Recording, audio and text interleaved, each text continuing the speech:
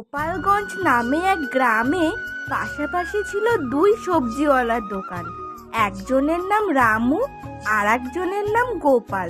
রামু হাসি খুশি মিষ্টি কথা বলে ক্রেতাকে খুশি করে দিত, তাই রামুর দোকানে প্রতিদিন লাইন পড়তো। আর গোপাল ছিল হিংসুটে, রাগী আর চতুরতার নামেই বোকা, তাই তার দোকানে তেমন খরিদ্দার হতো না। একদিন না, আর সহ্য হচ্ছে না। অনেক দিন ধরেই দেখছি, কিন্তু এবার এই রামুকে শিক্ষা দিতেই হবে। সব ক্রেতারা ওর কাছে যায় কেন?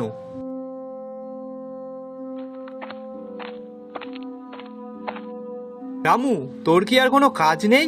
এক তো তুই আমার দেখে দেখে সব সবজি আনবি, আর তারপরে আবার বাজারে সব লোকজনকে কি বশ করে রেখেছিস। একটা লোকও আমার দোকানে সবজি কিনতে আসে না, আর এই সব হচ্ছে সব তোর জন্য। চিন্তা করো না বন্ধু, তুমিও চেষ্টা করো, তুমিও সফল হবে। তুমি কি জানো না, অন্যের উন্নতি দেখে হিংসা করতে নেই। কিন্তু তুই ইচ্ছা করেই তো আমার দোকানের সব। আরে না না বন্ধু, তুমি আমাকে ভুল বুঝছো। ওই যে আমি বললাম না, তুমি চেষ্টা করো, দেখবে তুমিও একদিন ঠিক সফল হবে। তুই যতদিন এখানে দোকান দিয়ে আছিস ততদিন আমি সফল হতে পারবো না, তাই তোকে এখান থেকে যেভাবেই হোক আমাকে হাঁটাতেই হবে।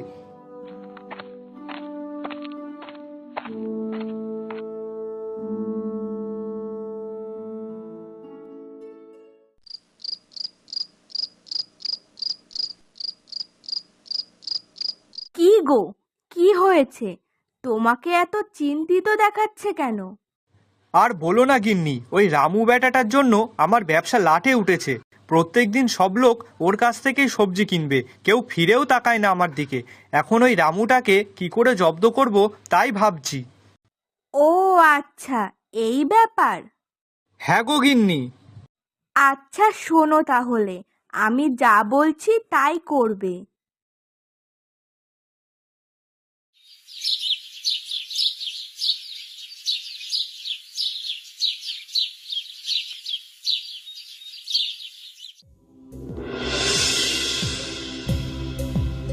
এই এই, ওই দেখ, গোপালের দোকানে সবজি 50% ছাড়। চল চল, শিগগিরই ওখানেই চল। হ্যাঁ হ্যাঁ, চলো সবাই।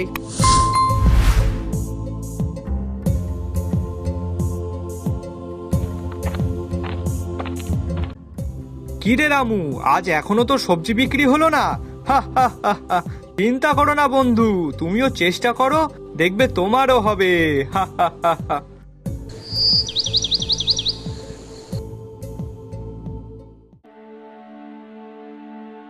ছি দাদা, আপনি সবজি 50% ছাড় দিয়ে পচা সবজি বিক্রি করছেন? এটা কিন্তু আপনার করা ঠিক হয়নি। হ্যাঁ হ্যাঁ, একদমই ঠিক হয়নি। ইস, যা মনে হচ্ছে তাতে গোপালের কপালে আজ বিরাট দুঃখ আছে। হা হা হা।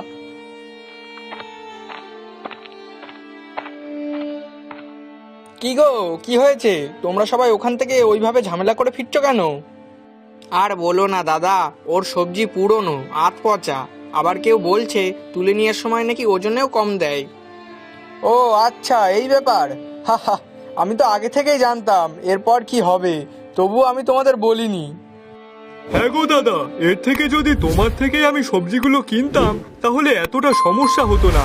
ওই 50% ছাড় দেওয়ার নামে সব পচা পুরনো সবজি বিক্রি করছে। আর আমরা সেই লোভে পরে ওখান থেকে সবজি কিনে ঠকেছি। ভুলটা তোমাদের না, অমন সবজি হাফ দামে দিলে যে কেউ সেখান থেকে সবজি কিনবে। কিন্তু তোমাদের একবার বোঝা উচিত ছিল যে এত কম দামে যখন সবজি দিচ্ছে তাহলে নিশ্চয়ই কোনো ভেজাল মেশানো আছে। হ্যাঁ ঠিক বলেছ, আমাদের ওটাই তো ভুল হয়েছে, আমরা একবারও ভেবে দেখলাম না। আচ্ছা ছাড়ো ছাড়ো, যা হওয়ার তা হয়ে গেছে। এখন বলো তো দেখি, তোমরা কে কি নেবে? হ্যাঁ হ্যাঁ, আমাকে 1 কিলো আলু দাও তো। আর আমাকে 500 লঙ্কা, 1 কিলো পেঁয়াজ।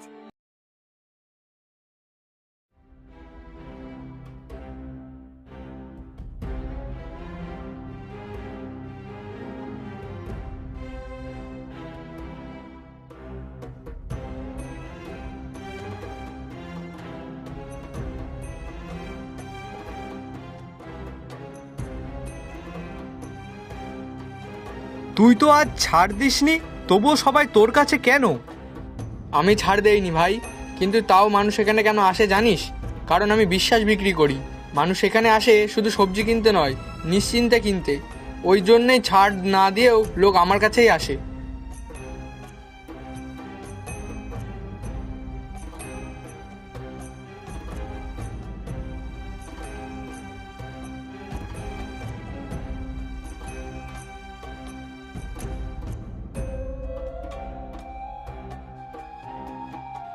গিন্নি, আমাকে একটু জল দাও তো আগে। হ্যাঁ, আনছি।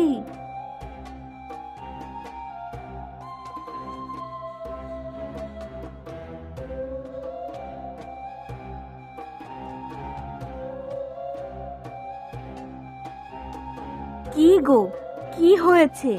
মাথা এত গরম কেন? আচ্ছা, মাথাটা একটু ঠান্ডা করো। আর কি হয়েছে সেটা আগে বলো। ওই রামুটাকে যতদিন না জব্দ করতে পারছি ততদিন আমার মাথা ঠান্ডা হবে না। কেন, আবার কি হলো?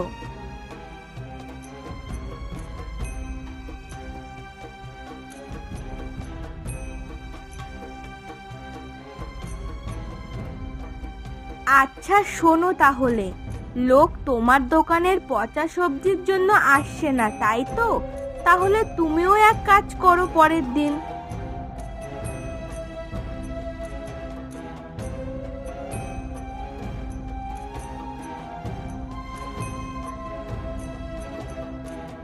বাহ গিন্নি, বেশ ভালো একটা বুদ্ধি দিয়েছো। হ্যাঁ, তাহলে আর কি, ঠিক সময় বুঝে তুমি কাজটা সেরে ফেলবে। হ্যাঁ হ্যাঁ, অবশ্যই।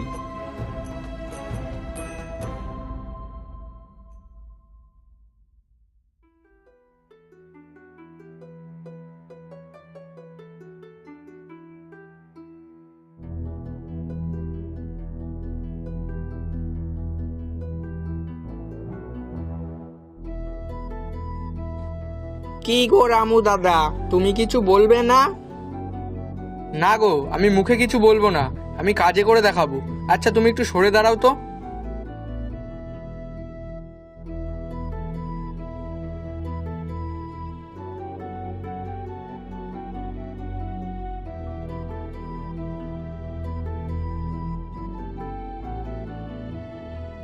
কি গো দাদা, আজকে হঠাৎ বিনামূল্যে?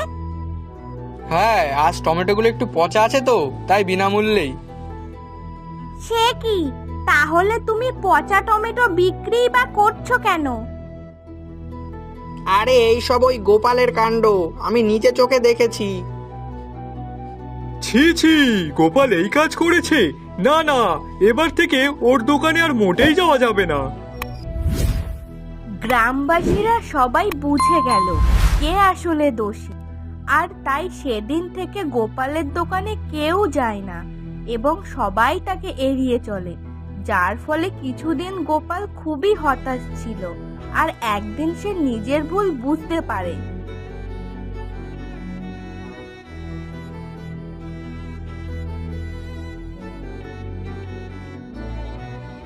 আমার হিংসা আর ফন্দি এইসবের কারণে আজ গ্রামের সব মানুষ আমার দোকান এড়াচ্ছে।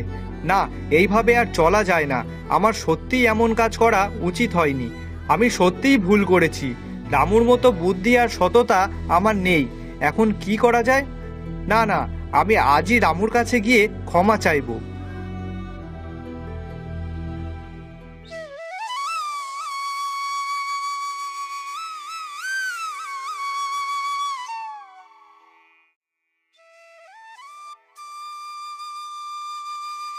গোপাল, সকাল সকাল এখানে কেন? রামু ভাই, আমি ভুল করেছি। আমি হিংসা করেছি, ফন্দি বানিয়েছি।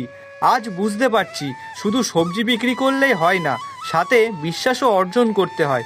দয়া করে তুই আমাকে ক্ষমা করে দে। গোপাল, ক্ষমা সবসময় করা যায়, কিন্তু মানুষ প্রতারিত করলে তার বিশ্বাস হারায়, আর বিশ্বাস পুনঃপ্রতিষ্ঠা করা খুব কঠিন। তবে হ্যাঁ, তুই চাইলে সব ক্রেতাদের মন আবার জয় করতে পারিস। তার জন্য আমি একটা ছোট টিপসও দিতে পারি। কি টিপস বল? তবে শোন, প্রথমে তুই তোর পচা টমেটোর ফন্দি বন্ধ কর, গ্রাহকদের সাথে সদয় হ, মজার কথা বল, কিন্তু কখনো কাউকে ঠকাস না। আর দিন শেষে নিজেকে প্রশ্ন কর, আমি কি আজকে কাউর ভালো করেছি নাকি কাউকে ঠকালাম? ঠিক বলেছিস রামু, আমি আজ থেকেই এটা চেষ্টা করব। এরপর গোপাল দোকান খোলার নতুন নিয়ম তৈরি করলো।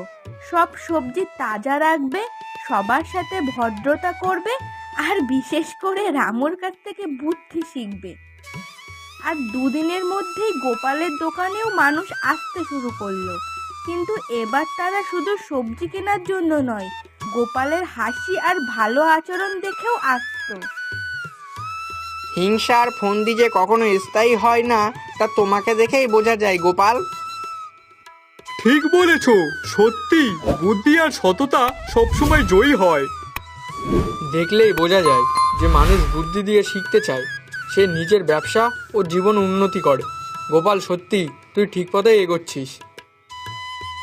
আর সেই দিন থেকে রামু আর গোপাল শুধু সদরি সবজিওয়ালা নয়, গ্রামে বুদ্ধি আর সদয়তার প্রতীক হয়ে গেল।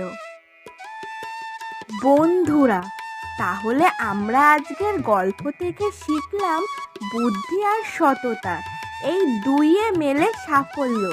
হিংসা শুধু দোকান নয়, মানুষকেও পচিয়ে ফেলে।